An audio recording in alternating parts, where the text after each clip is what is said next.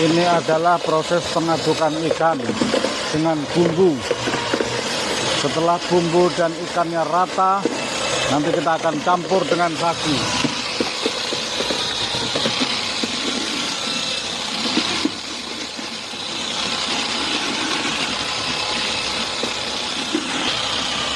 Jadi untuk menciptakan kemplang Japli mewah yang super lemak-lemak, gabungan antara ikan dan sagu 1:2. 100 kilo ikannya, 50 kilo sagunya. Nah ini kalau ditimbang kurang lebih 100 kilo. Nanti kita gulung-gulung di sana. Lalu kita gulung-gulung di sini. Setelah kita gulung-gulung, kita aduk menjadi rata, jadilah gelundungan-gelundungan ini. Lalu kita kukus. Setelah kita kukus, kita akan lihat tingkat kemasakannya. Nah, ini setelah masak.